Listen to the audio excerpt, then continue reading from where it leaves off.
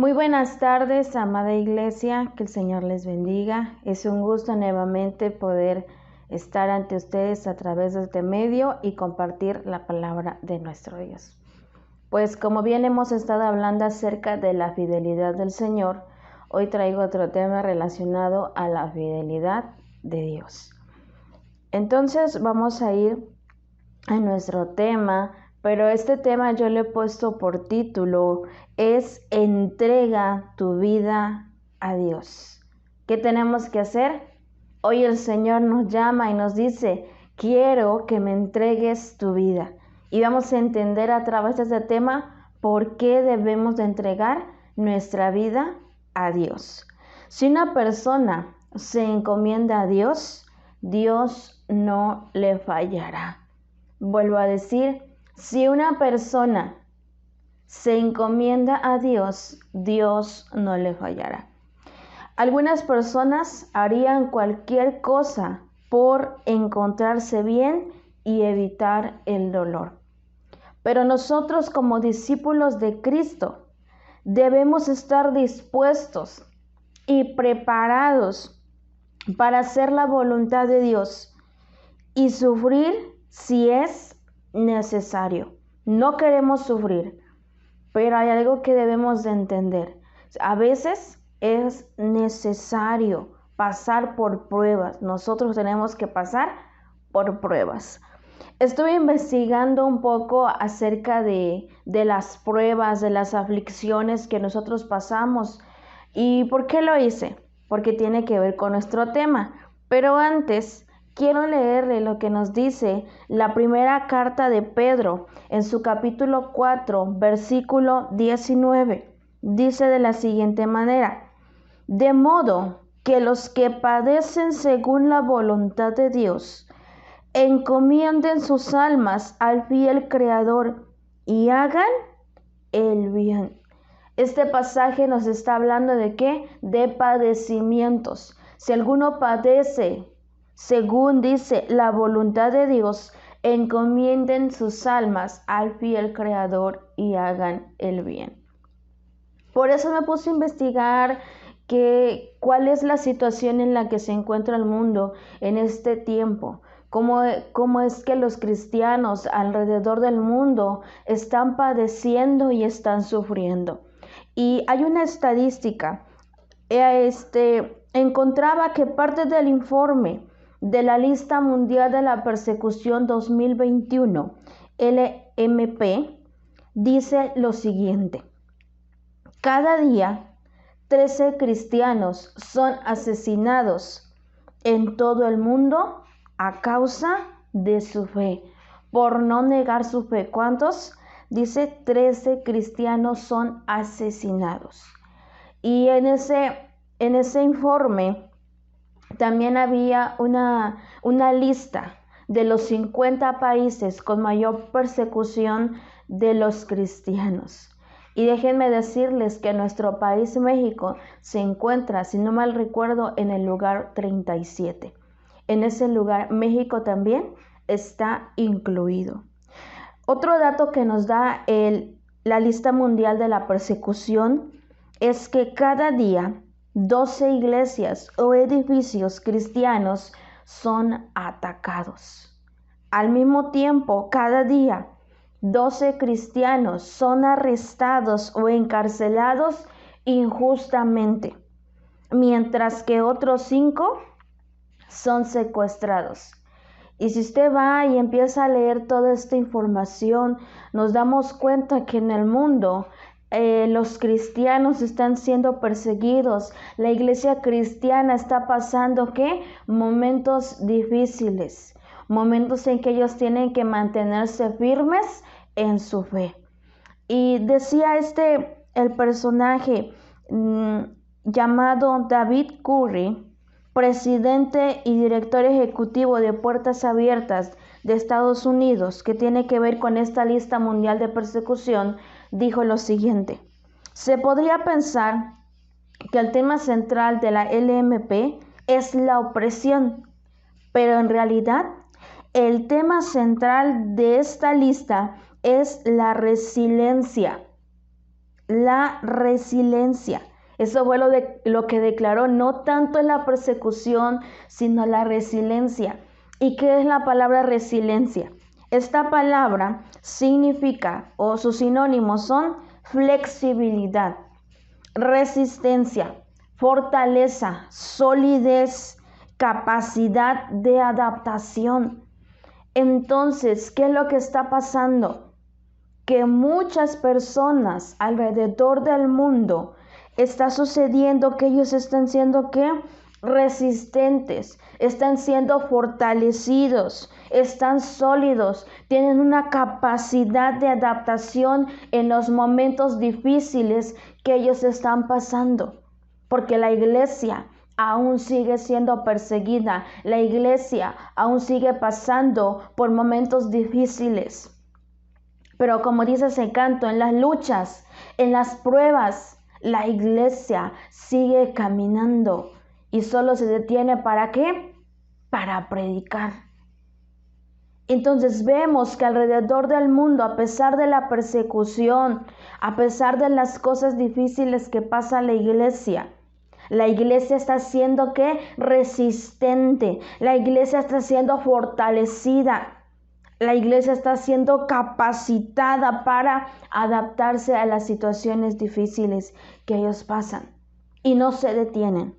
Otra cosa que dijo, las estadísticas de la persecución que sufre el pueblo de Dios en todo el mundo debería ser una señal de muerte de la iglesia, de cristianos guardando silencio, de gente perdiendo su fe y distanciándose los unos a los otros. Dice, todo lo que se está viendo no es algo fácil. No es algo fácil lo que se está viviendo en el mundo.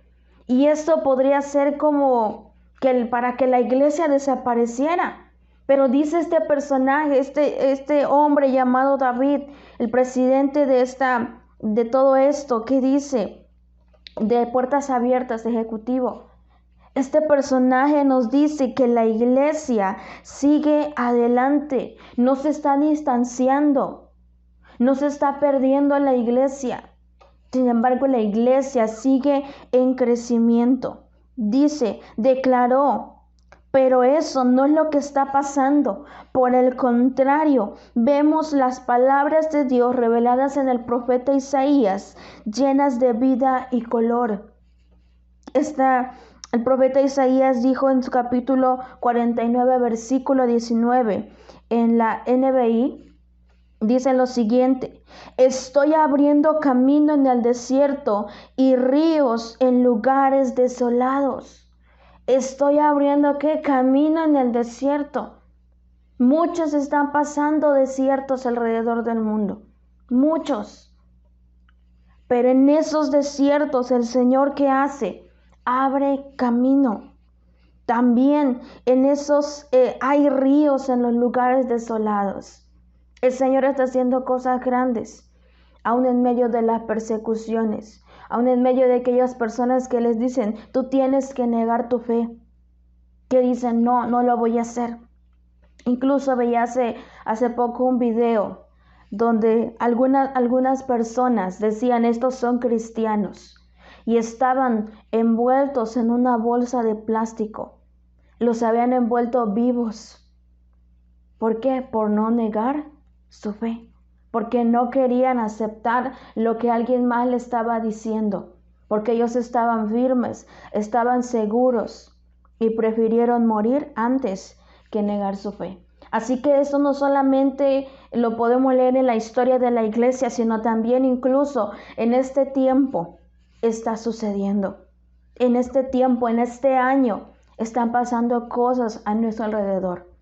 Pero el Señor hoy nos habla y hoy nos dice, quiero que me entregues tu vida. Si tú depositas, si tú encomiendas tu vida a mí, yo no te voy a fallar. Y a través de este tema, este capítulo 4 de la primera carta de Pedro, vamos a ver cómo nos habla acerca del sufrimiento, pero también nos da un consejo de cómo nosotros tenemos que actuar ante el sufrimiento, ante la adversidad.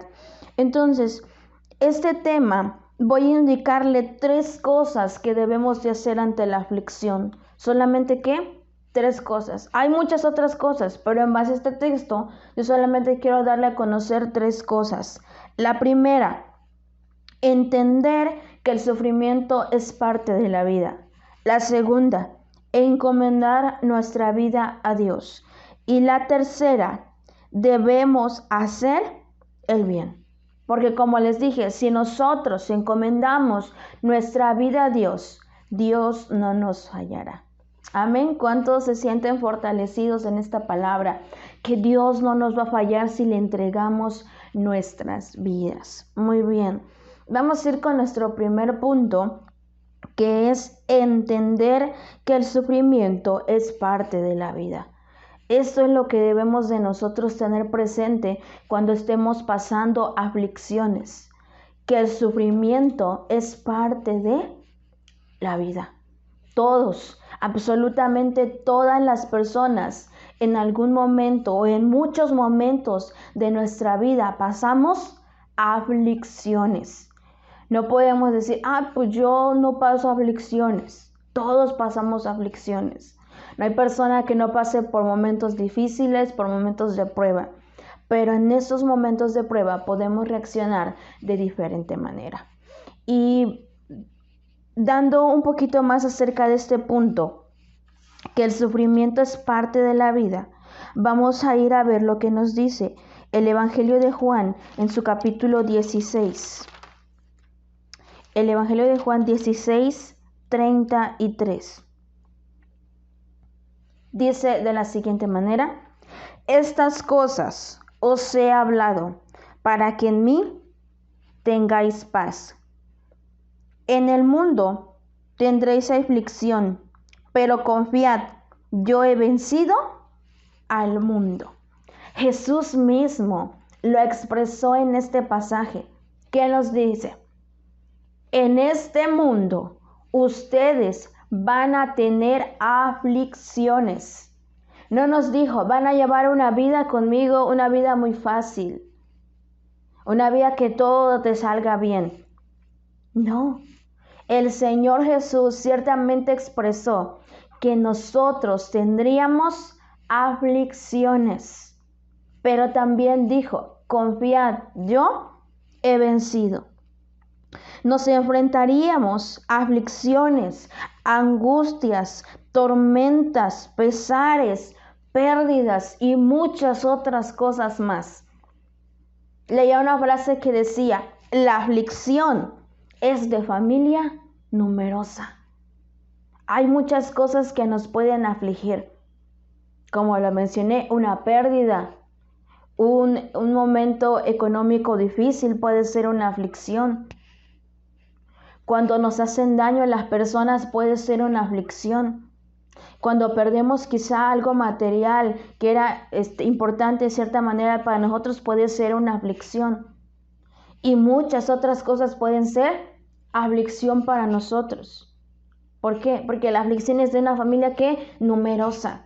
Pero aún a pesar de la aflicción, el Señor Jesús nos dice en su palabra que nos consoláramos con la idea de que no vamos a estar solos, que Él va a estar con nosotros, que Él ha librado la batalla y que ha obtenido la victoria. Por eso dijo, sí van a tener aflicciones, eso es parte de la vida. Jesús mismo pasó por aflicciones.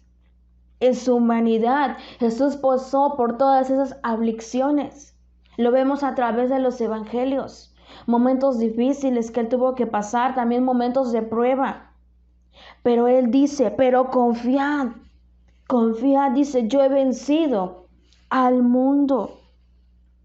Y ciertamente lo hizo. En esa cruz el Señor Jesús venció al mundo y a la misma muerte.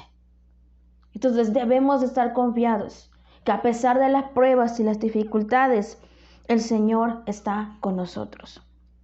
También Lo expresó el apóstol Pablo. Vamos a ir a la segunda carta a los Corintios, capítulo 4. La segunda carta a los Corintios, capítulo 4, versículos 7 al 18. En este pasaje vamos a ver cómo el apóstol Pablo estaba desgastado exteriormente. Porque si lo leemos a través del libro de los Hechos, vamos a darnos cuenta que pasó tantas cosas. Después de ese encuentro con el Señor Jesús, el apóstol Pablo vivió muchos momentos difíciles y estaba desgastado exteriormente, pero sin embargo, él no desmayaba, él seguía adelante. Él había entendido que los problemas exteriores o los problemas de la vida solamente eran momentáneos y leves. Y lo expresa en esta parte de la escritura. Ahorita la vamos a leer. También dice que esos momentos o problemas exteriores no se comparaban con nada, con el peso y el carácter eterno de la gloria que él experimentaría en un futuro. Él decía, la gloria que yo veo es mucho más grande que la tribulación momentánea que yo estoy pasando. No se compara esa gloria. Prefiero pasar por esta tribulación momentánea porque después yo veré la gloria de Dios. Y muchos en este tiempo están diciendo, esto es algo momentáneo, porque yo veré al Señor, porque yo saldré adelante. Pablo expresa lo siguiente en la carta de los Corintios, la segunda, capítulo 4, versículo 17 al 18, y ponga atención. Pero tenemos este tesoro en vasos de barro, para que la excelencia del poder sea de Dios y no de nosotros, que estamos atribulados en todo, mas no angustiados, en apuros, mas no desesperados, perseguidos, mas no desamparados, derribados, pero no destruidos, llevando en el cuerpo siempre todas las partes de la muerte de Jesús, para que también la vida de Jesús se manifieste en nuestros cuerpos. Porque nosotros los que vivimos siempre estamos entregados a muerte por causa de Jesús, para que también la vida de Jesús se manifieste en nuestra carne mortal, de manera que la muerte actúa en nosotros y en vosotros la vida.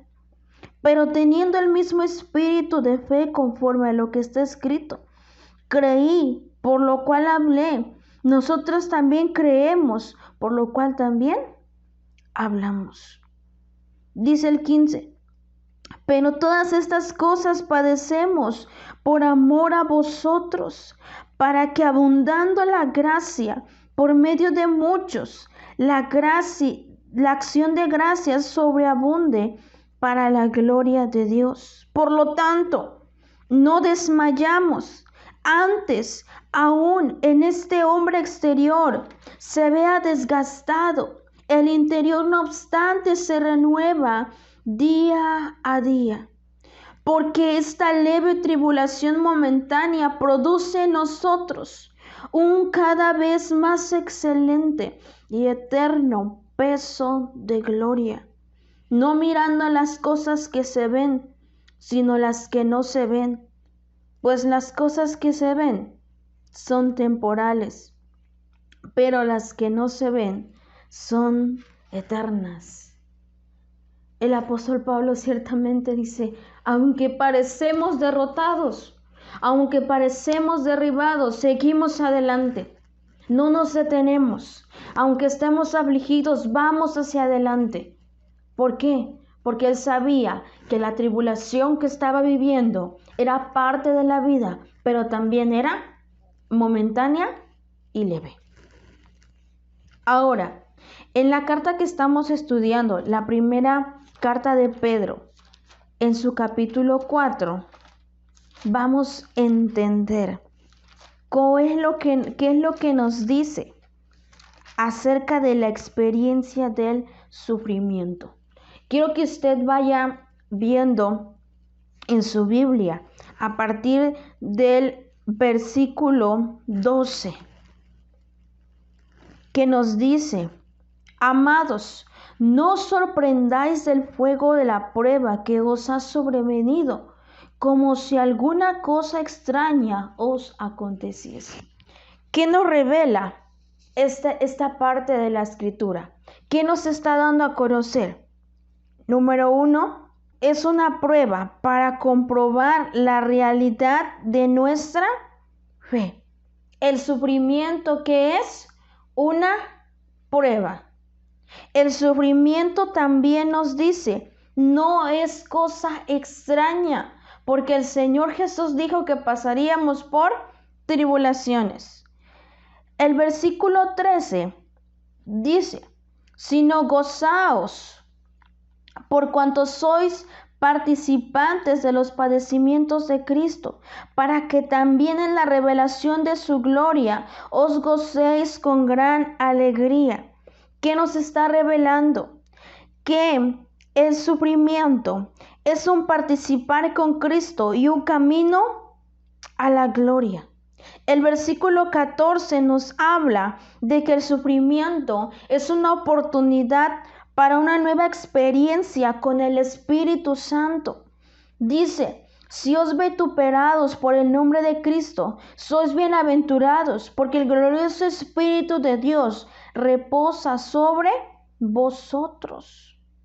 Ciertamente de parte de ellos es el blasfemado, pero por vosotros es glorificado. Entonces hay una oportunidad para glorificar a Dios en medio del sufrimiento. El versículo 17 nos habla de que el sufrimiento también es un desafío. ¿Para qué? Para demostrar la relevancia del Evangelio. Porque un día todos nosotros seremos juzgados delante del Señor. Pero ciertamente sus hijos van a estar con Él. Sus escogidos van a estar con Él.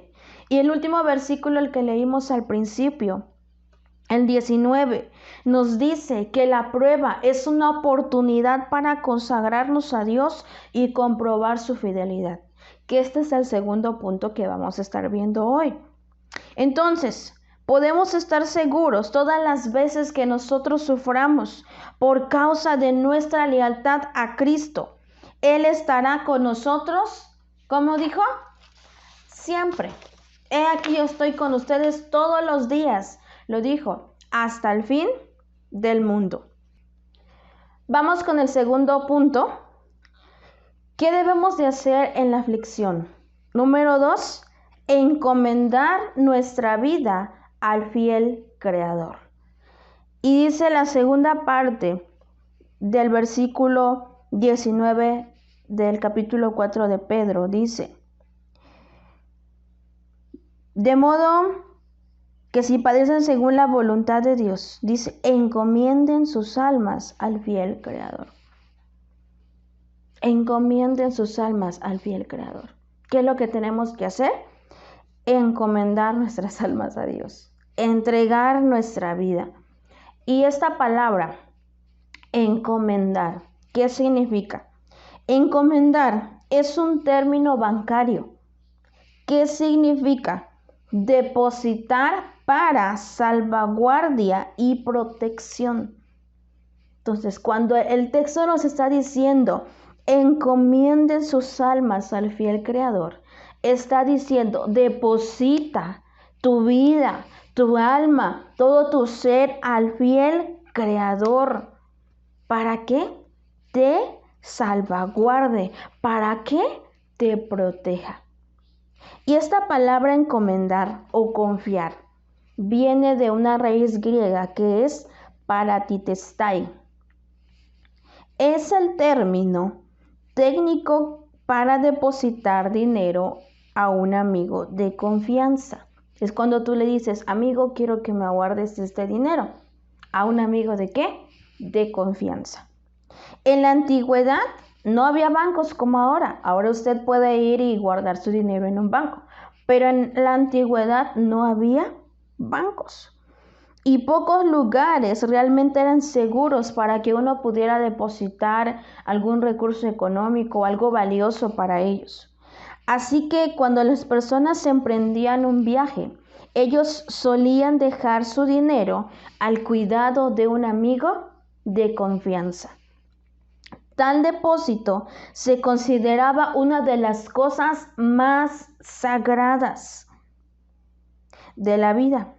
El amigo estaba totalmente comprometido con su honor y su religión a devolver el depósito intacto.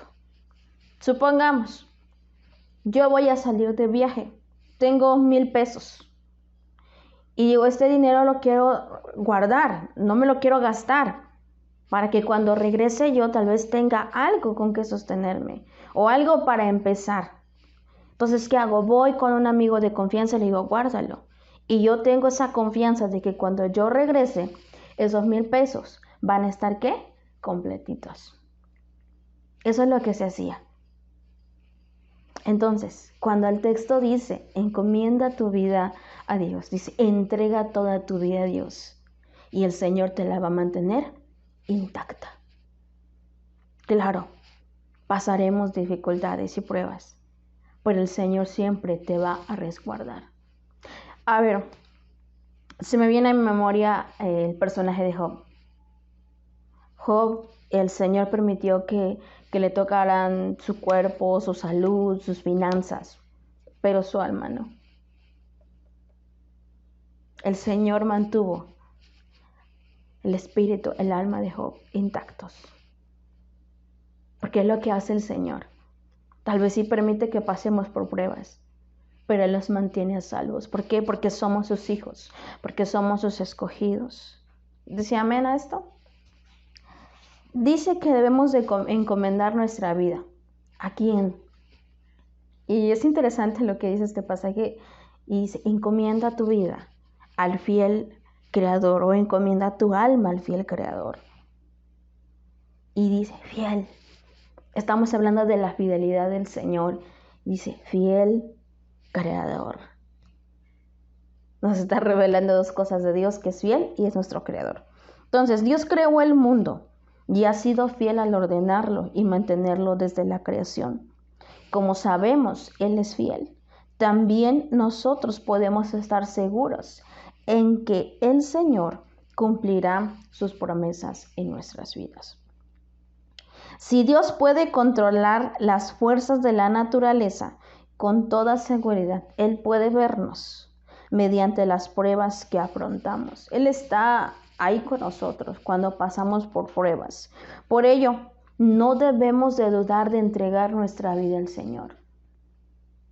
Entregar nuestra vida a Dios, porque Él dice, es el fiel Creador. Es solamente nosotros dándole, Señor, mira, yo te entrego mi vida, yo te entrego todo mi ser. Mira, papá, yo estoy pasando este tiempo difícil, la verdad, la veo muy complicado, la verdad, mira, me pasa esto y esto y esto, pero yo te lo entrego a ti, porque yo sé que tú eres fiel. Aparte, tú eres mi creador, tú me diste la vida, Señor, mi vida te pertenece, todo lo que soy es tuyo. Así que yo me entrego completamente a ti, porque mi vida no es mía. Como dice, si vivimos, para Él vivimos. Si morimos, también para Él morimos. Y eso de encomendar nuestra vida al fiel Creador, el Señor Jesús nos dejó también el ejemplo. Y lo vemos en el Evangelio de Lucas. Lucas 23:46 dice, entonces Jesús clamó a gran voz, dijo, Padre, en tus manos encomiendo mi espíritu. Y habiendo dicho esto, expiró. Jesús mismo entregó, dice, Padre, en tus manos encomiendo mi espíritu. Nos dejó el ejemplo nuestro Señor Jesús. En la cruz Jesús confía su vida en el poder y en el amor del Padre. Jesús entrega su vida al portador de la vida. Se lo entrega totalmente y pasa a la esfera del poder y de la propiedad de Dios. Dios es un Dios fiel. En sus manos y en su bondad eterna está bien asegurada nuestra alma. Él no la pierde, sino la quiere salvaguardar y salvarla. Entonces, cuando nosotros entregamos nuestra vida al Señor, nuestra alma, como dice el texto, le estamos entregando todo de nosotros. Y Él, ¿qué hace el Señor? La guarda nuestra vida. Así como ese fiel amigo que protegía el dinero en la antigüedad y lo entregaba intacto, también el Señor hace lo mismo con nosotros. Cuando le entregamos nuestra alma, nuestra vida, vamos a estar intactos delante de su presencia. Y eso es algo maravilloso. Vamos a ir con el número 3, el punto número 3 de este tema. Y lo encontramos en el mismo versículo, en el 19, pero en la última parte nos sigue diciendo la palabra de Dios. Encomienda sus almas al fiel Creador y hagan el bien. ¿Qué nos dice el Señor? Que a pesar de las pruebas, que a pesar de las luchas, que a pesar de los momentos difíciles que nosotros podamos afrontar, el Señor nos sigue diciendo, ustedes hagan el bien. Cuando perseveramos en la comunión con Dios, podemos realizar buenas acciones. ¿Por qué? Porque sabemos que eso es lo que le agrada a Él. Cuando estamos en comunión con el Señor, cuando vamos a la palabra, nos vamos a dar cuenta qué es lo que le agrada a Dios y qué es lo que no le agrada. Por lo tanto, vamos a poder realizar las cosas que el Señor nos ha mandado a nosotros. Y solamente quiero mencionar algunos pasajes de la Escritura que nos motivan a que nosotros realicemos buenas cosas aún en medio de la aflicción, porque a esto le agrada al Señor. Gálatas capítulo 6, versículo 9 nos dice que no nos cansemos de hacer el bien a todos, porque a su tiempo vamos a ¿qué? A cosechar lo que sembramos. Dice, no te canses de hacer el bien a todos y mayormente a los de la familia de la fe.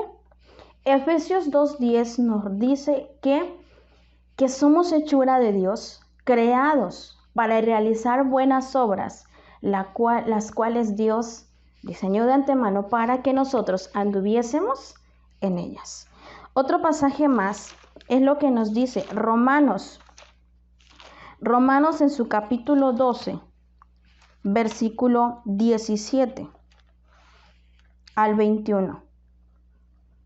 Que dice, no paguéis a nadie mal por mal, procurad lo bueno delante de todos los hombres. Si es posible, en cuanto dependa de vosotros, estad en paz con todos los hombres. No os venguéis vosotros mismos, amados míos, sino dejad lugar a la ira de Dios, porque escrito está, mía es la venganza, yo pagaré, dice el Señor. Así que si tu enemigo tiene hambre, dale de comer, y si tuviere sed, dale de beber, pues haciendo esto, ascuas de fuego amontona sobre su cabeza. No seas vencido de lo malo, sino vence con el bien el mal. Entonces, el Señor nos está motivando a nosotros a que no devolvamos mal por mal, que pasaremos momentos difíciles, sí los pasaremos, pero no seamos vencidos de lo malo, sino que devolvamos bien a los demás, actuemos bien ante los demás, incluso ante aquellos que creemos que son nuestros enemigos. Otro pasaje más lo encontramos en Tito, capítulo 3, versículo 8. Dice de la siguiente manera, Tito 3:8, palabra fiel es esta, y en estas cosas quiero que insistáis con firmeza, para que los que creen en Dios procuren ocuparse en buenas obras. Estas cosas son buenas y útiles a los hombres. ¿En qué debemos de ocuparnos? En hacer buenas obras. Entonces, como seguidores de Jesús, debemos tener prontitud en prestar servicio y dar amor desinteresado. ¿En dónde? en la familia, en la iglesia y en la sociedad en general.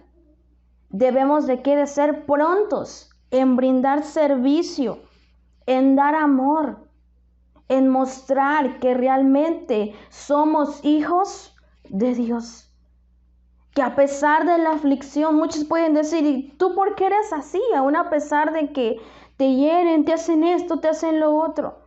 ¿Por qué? Porque en mí hay amor, porque yo no puedo devolver mal por mal. Porque el amor de Cristo está en mí. Entonces, a través de ese tema, entrega tu vida a Dios. Yo les he indicado, amada iglesia, 3 cosas que debemos de hacer ante las aflicciones. La primera, entender que el sufrimiento es parte de la vida. 2, encomendar nuestra vida al fiel Creador. Y 3, debemos hacer el bien a todos. Recordemos esto, si una persona se encomienda a Dios, Dios no le fallará. El Señor no te va a fallar a ti si tú le entregas tu vida. Amén. Entonces, en medio de las aflicciones, si tú estás pasando una aflicción, un momento difícil, recuerda esto, es parte de la vida. No podemos evitarlas. Antes bien, enfréntala y supera esa aflicción. Claro está, lo vamos a hacer con la ayuda del Señor. Confía en tu fiel Creador. Entrega tu vida. ¿Estás afligido? ¿Estás fatigado? ¿Estás cansado? Entrega tu vida al Señor. Él te dice, ven a mí, yo quiero darte descanso. Yo quiero darte gozo, alegría, aún en medio de esa aflicción. Que las malas experiencias que puedas tener en la vida no te limiten, no te detengan. Tú puedas seguir haciendo el bien, incluso aquellos que te han hecho el mal. Sigue haciendo el bien. No te detengas, iglesia. Marca esa diferencia. Y termino diciendo lo siguiente. Y espero que esta palabra sea de bendición para ustedes y les ayude a soportar la prueba, a soportar la aflicción, a ser fuertes, iglesia, a ser valientes. Y dice lo siguiente: si has llorado por el proceso fuerte que estás pasando, prepárate a llorar de gozo con la victoria grande que Dios te dará. Que Dios te bendiga. Hasta luego.